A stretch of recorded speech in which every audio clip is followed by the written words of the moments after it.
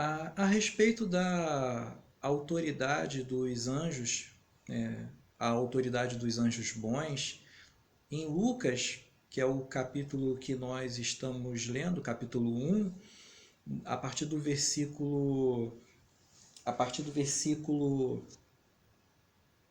11, nós vemos Gabriel falando, trazendo uma predição para Zacarias, só que Zacarias ele não vai dar muito crédito ao que o anjo está falando e vai até inclusive perguntar como vai ser isso se eu e minha esposa somos velhos. Deus não admite esse grau de incredulidade de pessoas que têm um certo conhecimento da palavra, como Zacarias possuía. Nós vemos Maria nos capítulos seguintes fazendo a mesma pergunta, uma pergunta bem parecida, mas o anjo, que inclusive é o próprio Gabriel que vai anunciar a Maria o que ela conceberia pelo Espírito Santo, esse mesmo anjo ele vai explicar com cuidado como vai ser a sua concepção, no caso a concepção do Senhor. Agora, já ao sacerdote, Deus não vai permitir que essa dúvida fique, vamos dizer assim, sem nenhuma repreensão. E o anjo Gabriel vai dizer: eu sou Gabriel, que assisto diante de Deus e fui enviado para trazer esta boa nova. Já que você não acreditou nas minhas palavras, você vai ficar mudo até que todas as coisas que eu falei venham de fato se cumprir. Então você vê a autoridade do anjo e há alguns que sustentam a tese de que, assim como Miguel, Gabriel também é um arcanjo, devido a essa autoridade que ele tem de ser enviado para ocasiões especiais, como por exemplo em Daniel capítulo 9, nós vemos ele levando a profecia das 70 semanas para Daniel para trazer, que é uma profecia que vai narrar, vai descrever a reconstrução da cidade de Jerusalém até a chegada do Messias em Jerusalém, uma revelação do futuro, uma profecia. E Gabriel, ele vai falar com autoridade com Zacarias. Eu sou Gabriel. Ou, em outras palavras, eu não sou um anjo qualquer que fui enviado, mas Deus enviou alguém especial para poder te trazer uma revelação e você não está acreditando nas palavras de um ser que está constantemente fitando a face de Deus. Então, essa incredulidade, vamos dizer assim, de Zacarias, naquilo que o anjo estava falando, recebeu uma devida repreensão e ele não pôde testemunhar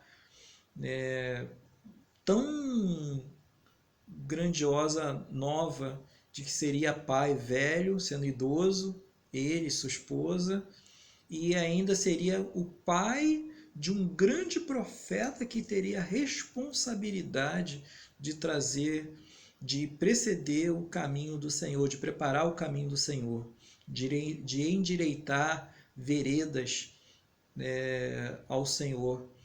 E nós vemos aí que quando nós duvidamos, nós perdemos essa capacidade de testemunhar. Que coisa triste.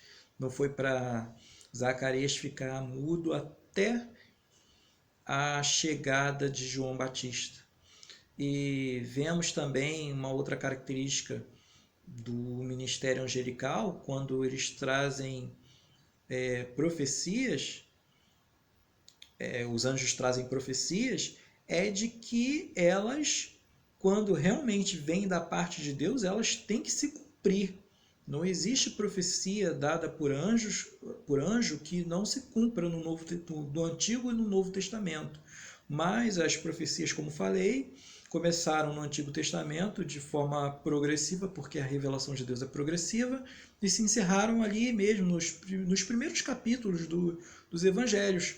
A partir daí, você não vemos mais anjos trazendo profecias, mas nós vemos uma atividade intensa dos anjos auxiliando os cristãos, né, que proclamam o Evangelho, dando livramento de morte. Quantas vezes eu e você não recebemos livramentos? A nossa vida sendo poupada e também devido a esse intenso ministério angelical. Eles têm muito trabalho nesse sentido. Mas também nós vemos os anjos auxiliando a igreja para pregar o evangelho. E Hebreus 1:14 vai dizer justamente isso. Se eu não me engano, 1:14, ou capítulo 1 vai falar a respeito de que eles são espíritos ministradores para auxiliar os servos do Senhor.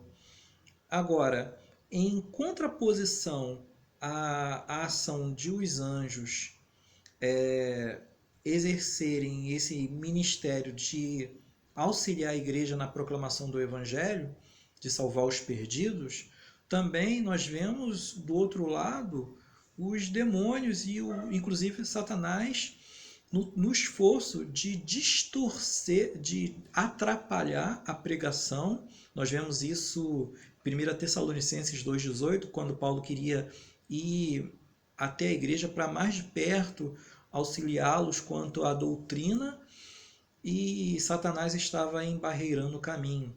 Mateus capítulo 8, 24, nós vemos que o Senhor dá uma ordem aos apóstolos para que pudessem passar até o outro lado do lago de Genezaré, que é o mar da Galileia, e criou-se de repente uma grande tempestade, de maneira que o barco se debatia a ponto de quase afundar.